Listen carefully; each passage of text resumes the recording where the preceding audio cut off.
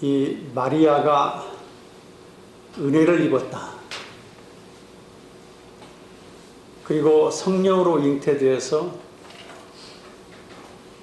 아이를 낳았는데 그 아이 이름을 예수라 하게 되었다. 자, 예수님을 보내신 목적이 뭡니까? 예수님을 이 땅에 우리의 몸과 같은 육체를 입으신 분으로 보내신 목적. 그는 우리를 구원하시고자 하는 것입니다. 목적이 우리한테 있습니다. 우리를 구원하시고, 그래서 요한복음 3장 16절에 하나님이 세상을 이처럼 세상이 우리죠. 하나님이 우리를 이처럼 사랑하사 독생자를 주셨으니 이는 그를 믿는 자마다 멸망치 않고 영생을 얻게 하려 하심이라. 우리에게 구원을 주시고 영원한 생명을 주시기 위해서 예수님이 오셨다. 그리고 단순하게 그냥 구원만 얻게 하는, 영원한 생명을 주는 것, 그것으로 끝나는 것이 아니라 이 땅에 현재의 우리의 삶을 살아갈 때 지금 이 시간에도 주님께서 우리에게 복을 주시기 위해 오셨다 이 말이에요. 그것이 요한복음 10장 10절입니다. 도둑이 온 것은 도둑질하고 죽이고 멸망시키러 온 것이요 내가 온 것은 양으로 생명을 얻게 하고 더 풍성히 얻게 하려 합니다. 양으로 생명을 얻게 할 뿐만 아니라 우리에게 더 풍성히 얻게 하는, 우리가 현재의 삶을 살아가면서 주님 안에서 각양 모든 복들을 예수님을 통해서 받아 누리는 삶이 되게 하신다. 근데 우리는 마지막 천국 가는 것이 전부인 것이다.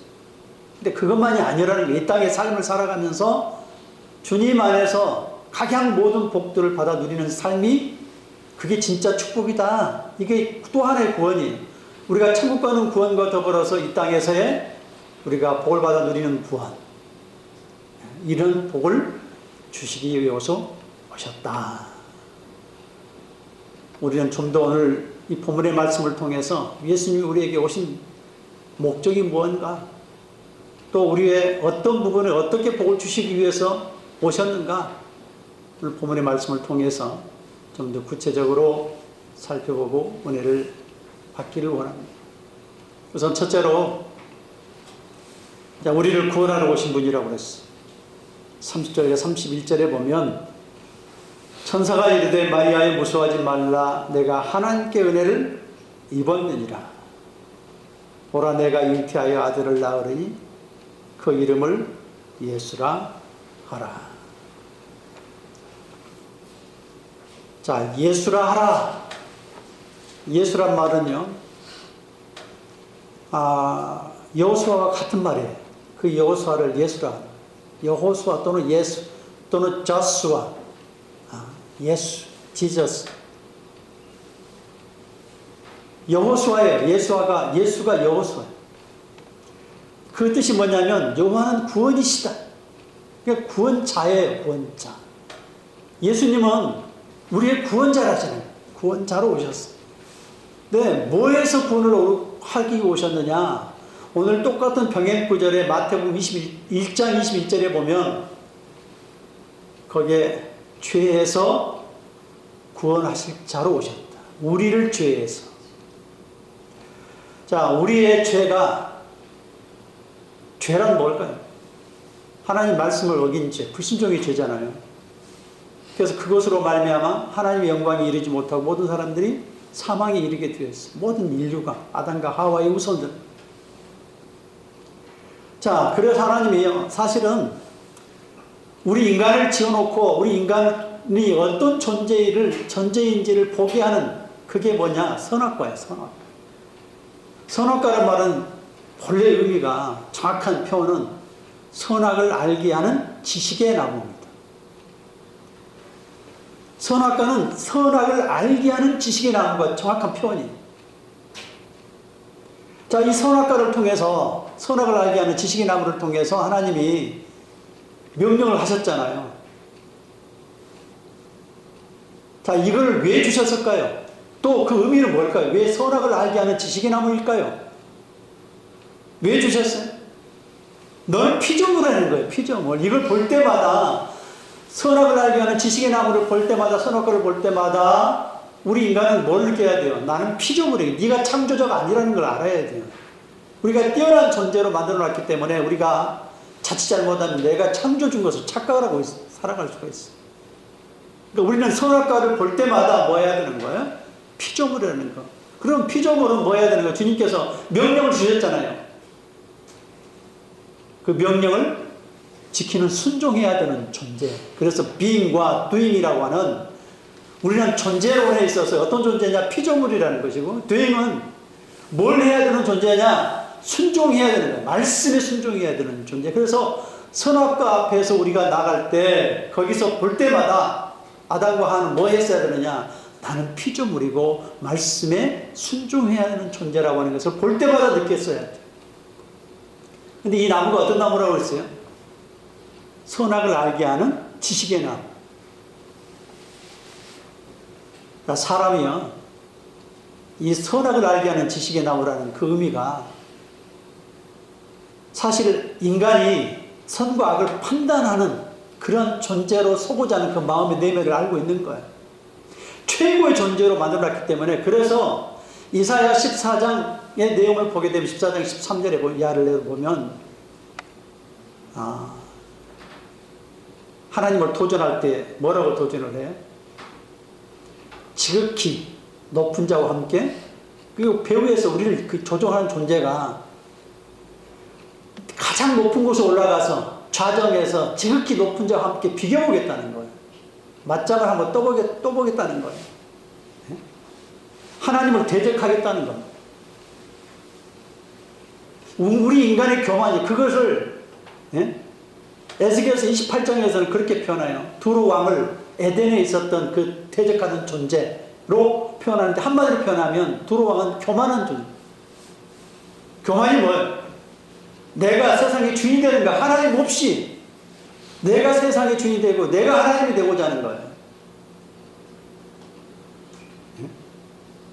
이 교만함이, 그러니까 선악을 알게 하는 지식의 나무, 내가 세상을 판단하고 선과 그름에 대한, 옳고 그름에 대한 것을 판단을 해서 내가 창조주로서 역할을 감당하겠다라고 하는 것이 사실은 우리의 내면 속에 꿈틀거리는 모습이라 이 말이에요. 이것을 선악을 알게 하는 지식의 나무로 우리를 보게 하는 거예요. 그러니 우리가 사단이 우리를 유혹해서 넘어가게 할 때에 뭐라 이야기해요? 네가 하나님 처럼 될 수 있다. 결코 죽지 않는다. 우리는 죽는 존재인데도 죽지 않는 존재다라고 하는 이야기를 하고 있단 말이죠. 그러니까 우리 죄라는 게 결국은요, 하나님 말씀에 불순종하고 내가 그 자리에 올라가고자 해서 하나님 없이 살아가는 삶에 만족을 느끼고 세상을 내가 마음대로 선악을 판단을 해서 다스리고 살아가는 그러한 삶이 되고자 하는 것이 인간의 욕망이라. 그게 죄라.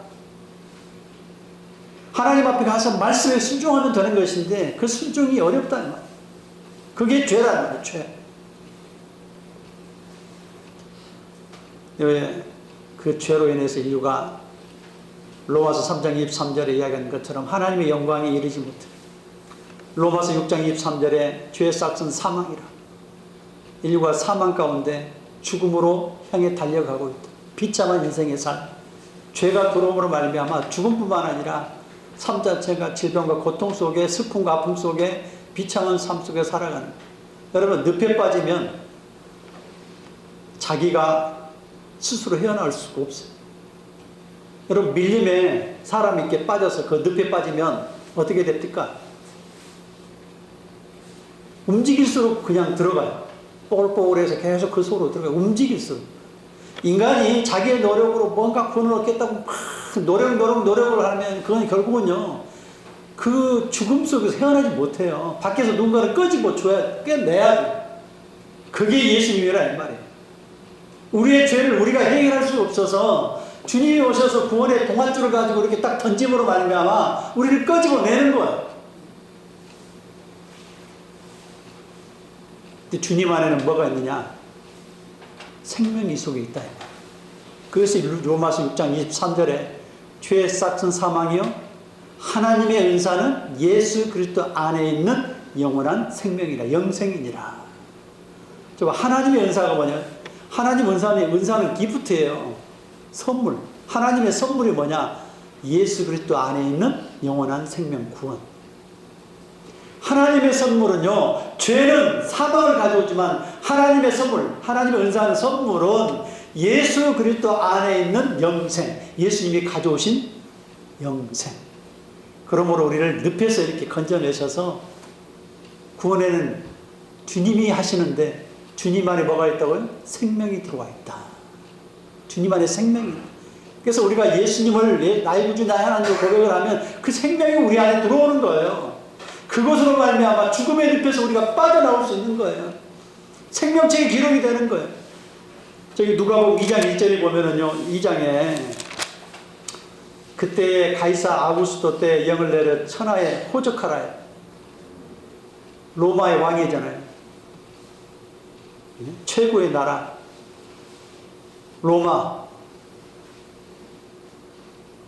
가이사라 아구투스, 가이사 아구스토, 가이사르 아구스투스. 이때에 천하의 영을 내려가지고 명령을 해서 전부 다 호적을 하는 거예요. 예수님이 베들레헴에 가가지고, 예수님이 아니라 가족이 요셉과 마리아가 베들레헴에 가서 마리아를 예수님을 마구간에서 낳았잖아요. 베들레헴에서. 여기 영적인 의미가 숨겨져 있어요. 자, 이 세상에서 최고의 왕은 가이사 아구스토인데 만왕의 왕이신 하나님이, 자, 그때 호적에 예수님이 오셨어요. 자, 우리에게 호적하라 명령하시다. 그 예수님이 오심으로 말미암아 우리 안에 예수님으로 탄생될 때가 예수님의 생명책에 기록되는 호적되는 때라 이 말이에요. 만왕의 왕이 명령하셨어요. 그리고 아들 예수 그리스도를 보내주셔서 우리의 마음속에 집어넣어 주심으로 말미암아 그때 우리가 호적되는 거예요. 생명책에 기록되는 거예요.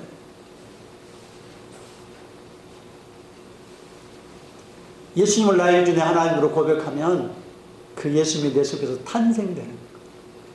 주님의 이름으로 생명책으로 기록이 돼요. 호적하라. 가이사 아구스토보다 더 높은 위대하신 하나님이, 만왕의 왕이신 하나님이 우리 안에 예수님을 탄생시켜 주실 때 바로 그때가 호적되는 때요, 생명책에 기록이 되는 때라 라고 하는 것을 우리에게 알려주고 있다.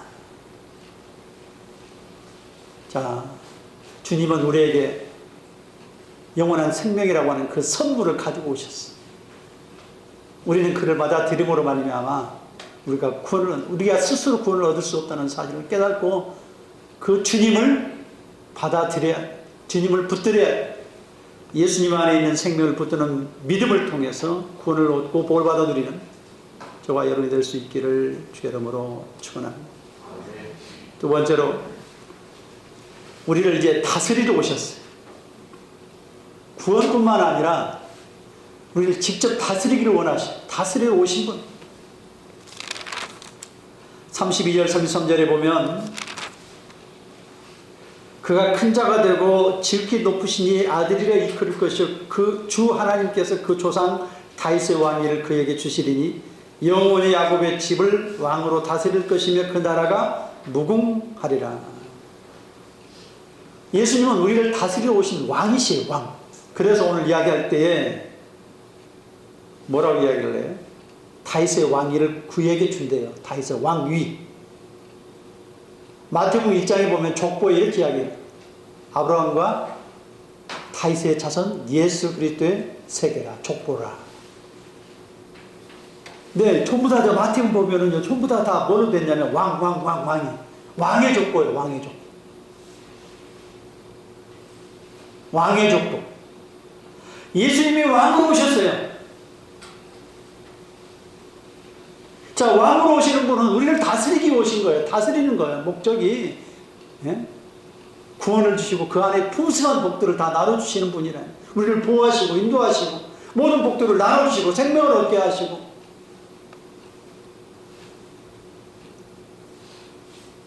그래서 야곱의 집을 다스린대요. 33절에 야곱의 집이 누구예요? 오늘 우리 믿는 자들의 이스라엘이에요. 야곱의 이름이 어떻게 바뀌어요? 이스라엘 바뀌었잖아요. 그래서 야곱의 12 아들들이 오늘날 이스라엘 지파의 근간을 이루잖아요. 그래서 야곱은 곧 이스라엘이고 그 이스라엘 12지파를 다 포함해서 이스라엘 백성들이고 그 이스라엘 백성들은 오늘날 우리들이라 믿는 우리들 믿는 하나님의 자녀들이 야곱의 집이 우리를 다스리러 오셨다. 믿는 자들을 믿지 않는 자들이 아니라 믿는 자들을 다스리러 오셨어. 우리 안에 예수님이 들어와 계시기 때문에 들어와 계신 예수님이 우리 안에서 다스리시는 거라 이 말이에요.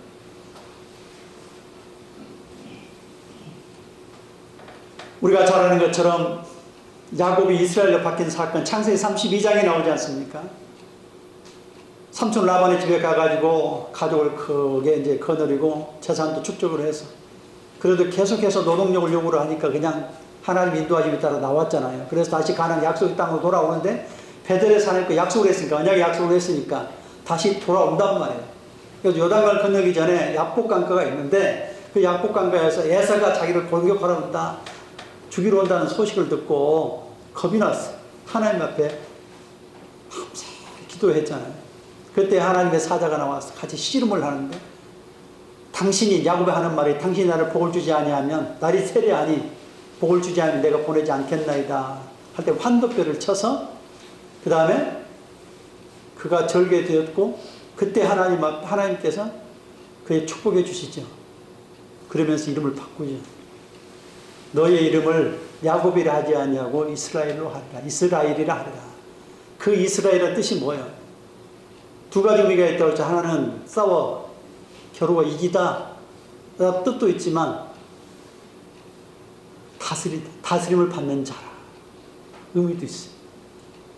자, 이스라엘의 의미는요 하나님의 다스림을 받는 자들이에요. 하나님의 다스림을 받는 자들. 자, 야곱이 그동안 야콥이라는 게 뭐예요? 뒤꿈치를 잡는 자, 자기 힘과 노력으로 사는 자였단 말이에요. 그 이름 의미 자체가 인간의 노력, 자기 힘으로 사는 자에서 이 이름이 어떻게 밝혀요? 주님의 다스림을 받는 자. 이제는 환도뼈가 부러져가지고 참 자기 힘과 지혜와 능력으로 살아가는 자가 아니라 주님 없이는 살 수 없는 저는 자가 됐어요. 자기 힘이 아닌 저는 자가 되니까 이제는 자기 힘으로 살지 못해요. 약해져 있다 이 말이에요. 하나님 의지할 수밖에 없다 이 말이에요. 하나님을 의지하고 하나님으로 살아가는 존재가 되었다 이 말이에요.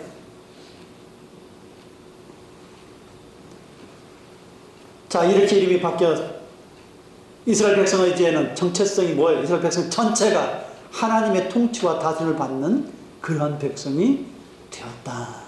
또는 돼야 된다. 우리가 바로 우리가 그런 존재가 예수님을 나의 구주 나의 하나님으로 고백하면 예수님이 우리 안에 들어오시고 자, 들어오시면 내 안에 주님이 들어오셔서 주님이 다스리는 삶이 되는 건데 내가 나를 끌고 가는 것이 아니라 내 안에 주님이 왕이 되셔서 왕자의 완세 내 마음의 왕좌 의자에 앉으셔서 내 안에서 나를 통치하고 다스려. 그게 갈라디아 2장 20절입니다. 내 안에 누가 사셔요? 예수님이 사셔서 예수님이 다스리신다 이 말. 믿음의 고백을 통해 들어오면 주님이 내 안에 들어오셔서 다스리. 자, 주님은 그럼 우리를 뭘로 다스리시느냐? 말씀으로 다스린다고 그랬잖아요. 자, 말씀은 어떤 기능을 능력을 가지고 있어요? 말씀으로 하나님이요. 말씀으로 세상을 창조하셨고요. 말씀으로 히브리서 1장 3절에 표현한다면 말씀으로 붙드셔. 말씀으로 다스리신다 이 말이에요. 말씀 한마디로 세상을 이렇게 창조하셨고 말씀으로 지금도 붙들고 계신다. 섭리하고 계신다 이 말이에요. 말씀 자체. 근데 요한복음 1장의 표현대로 표현하면 태초에 하나님이 말씀으로 계셨어요. 말씀이 하나님과 함께 계시고 말씀이 곧 예수 그리스도라.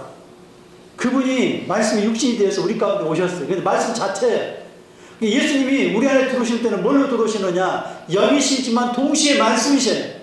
그래서 그가 영으로 들어오시고 말씀으로 들어오시고 말씀으로 우리 안에 들어오시기 때문에 말씀으로 우리가 고백해서 주님 내가 주님을 믿습니다 라고 이야기할 때 그 말씀을 통해서 우리 안에 들어오셔요. 동시에 영으로 들어오시는 거예요. 그래서 말씀으로 다스려요. 말씀으로 우리를 이끌어가죠. 그래서 말씀의 은혜를 받으면 그 말씀에 말씀이 끌고 가는 거예요. 누가 끌고 가느냐? 주님이 나를 끌고 가시는 거예요. 그런데 말씀을 거부하는 것은 예수님을 거부하는 것과 똑같아요. 왜? 말씀 자체가 예수님이니까. 말씀이신 예수님이 있고 말씀 자체이신 요한복음 1장의 표현대로 말씀이 예수님이시니까.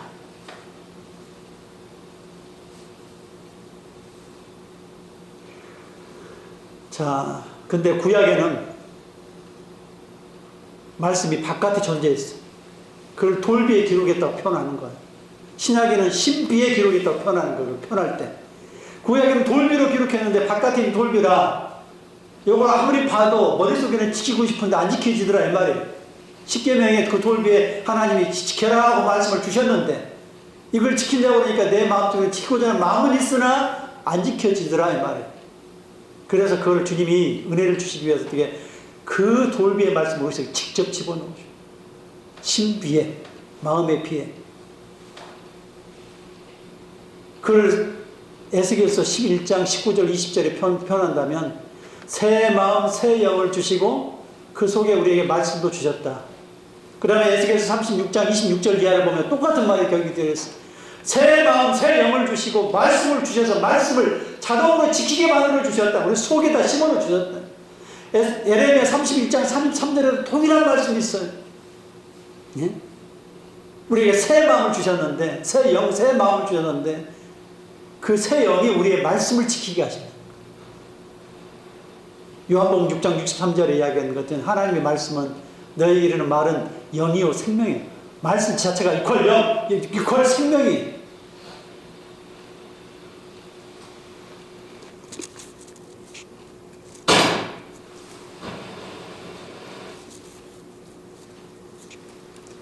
하나님 말씀이 생명이시기 때문에 또 영이기 때문에 주의 영을 부어주셨다, 새 마음을 주셨다라고 하는 것은 또 다른 말로 표현할 때 말씀을 주셨다. 그러면 자 보세요. 구약에서는 돌비로 바깥에 이렇게 보이는 글씨였지만 이제는 성령의 시대잖아요. 그 성령이 우리 안에 들어오면 신비 속의 말씀이 이 속에 기록이 돼요. 기록될 수가 있어요. 그러면 그 에스겔서 11장이나 에스겔 36장의 표현대로 표현한다면 그 들어온 새 마음, 새 영이 우리 안에 있는 말씀을 지키게 해요. 말씀이 지켜져요. 그 영이, 새로운 영이, 성령이 우리를 지키게 하신다고. 근데 그 말씀으로 들으신 네가 누구예요? 성령이면 동시에 예수님이시잖아요. 자, 말씀을 우리를 통째로 다스려 예수님을 나의 구주 내 하나님으로 고백하면 예수님이 우리 안에 말씀으로 들으시는데 그 말씀이 영이 되시고 그 영이 성령이 되시고 그 성령이 우리의 말씀, 우리의 마음속에 내 영과 합하여 한 영이 되셔서 그 성령이 나를 말씀으로 끌고 가신다는 거예요. 우리를 뭘로 다스리시느냐? 내 안에 내 마음속에 들어오신 예수님이 말씀으로 나를 다스리신다. 여러분, 그러니 여러분 말씀의 은혜를 입어야 돼요. 말씀에 아멘 할 수 있어야 돼요. 말씀을 거부하는 것은 예수님을 거부하는 거예요. 성령을 거부하는 것입니다. 말씀에 아멘 하고 그 말씀을 인도를 받을 때 말씀이 나를 끌고 가는 삶이 될 때 예수님이 나를 인도하는 삶이 되고 다스리는 삶이 될 수 있다라고 하는 것을 우리에게 가르쳐주고 있는 겁니다. 주님은 우리 안에 들어오셔서 왕으로 다스리시기를 원하십니다. 우리의 삶을 인도하시기를 원하십니다. 우리는 그분의 말씀에 의해 인도를 받고 승리하고 복을 받아 누리는 저와 여러분이 될 수 있기를 주의 이름으로 축원합니다. 세 번째로 우리를 성령으로 인도하십니다. 34절 35절에 보면 마리아가 천사에게 말해 나는 남자를 알지 못하니 어찌 일이 있으리까 천사가 대답하여 이르되 성령이 내게 임하시고 지극히 높으신 이의 능력이 너를 덮으시리니 이러므로 나실 바 거룩한 이는 하나님의 아들이라 일컬어지리라. 자, 예수님은 성령으로 잉태되셨다고 그랬잖아요. 36절에 성령이 내게 임하리니. 자, 성령으로 잉태되고 성령으로 나시고 그리고 나으신 예수님은 성령으로 왜요? 자기가 성령이시니까 성령으로 잉태되셨으니까 성령으로 다 행하세요. 그 삶 자체가 성령으로 행하시고. 자, 우리 가만 보세요. 이거는 유비잖아요. 같은 의미를 가지고 있잖아요. 자, 마리아에게 마리아가 고백을 해요. 37절에 말씀을 능하지 못하심이 없느니라 마리아가 이르되 주의 여종이 말씀대로 내게 이루어지리다 라고 고백을 했을 때 잉태되잖아요. 자, 우리 안에 마리아가 신부잖아요. 신부로서의 그 안에 예수님이 잉태되잖아요. 신부인 우리가 말씀대로 고백해서 주님을 받아들이면 우리 속에 예수님이 잉태되시는 거예요. 뭘로 잉태돼요?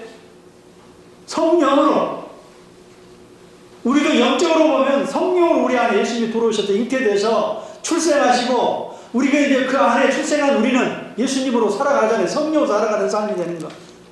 자, 예수님이 보세요. 자기 자신이 이제 시험 받으실 때도 성령이 이끌림 받아요. 성령 충만함으로 시험을 이기셨다. 성령의 이끌심을 받아서 나가셨고 성령 충만해서 다 이기셨어요. 시험을 이겨내셨어요. 그리고 공생의 사역을 하실 때 30세가 되셔서 공생의 사역을 하실 때에 누가복음 4장에 보면 누가복음 4장에 뭐라고 이야기하느냐면 주의 성령이 내게 임하였으니 내게 기름을 부으사 가난한 자에게 복음을 전하게 하려고 기름을 부으셨다. 성령으로 기름 부으셔서 포로된 자에게 자유를, 갇힌 자에게 노임을, 그 다음에 눈먼 자에게 눈을 뜨게 하고 주의 은혜와 신원의 날을 선포하게. 은혜에게 뭐냐? 희년 모든 게 다 해방이 돼.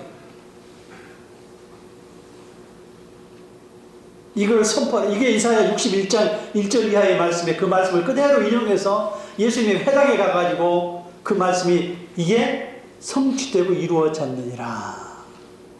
자기 자신이 그런 존재로 오셨다. 성령이 임하시고 성령으로 행하는. 자, 우리가 성령으로 잉태됐어요. 그리고 출생했어요. 이제 성령의 사람이 됐어요. 그러면 어떻게 돼요? 이제 성령으로 사는 삶이 돼야 되는 거예요.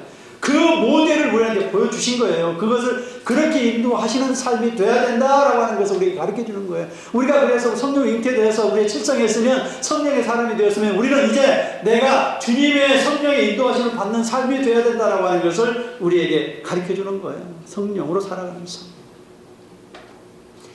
그럴 때 뭐라고 표현하냐면 35절에 하나님의 아들이라 일컬어지리라. 예수님이 하나님의 아들로 오셨는데 우리가 비로소 그렇게 성령의 인도함을 받을 때 하나님의 아들이라 일컬어지는 거예요. 우리가 하나님의 아들이 되는 거예요. 진정으로. 여러분, 우리가 성령을 받게 되면 사도행전 2장에 성령을 받았을 때 어떤 형태로 달라진다고 그랬어요?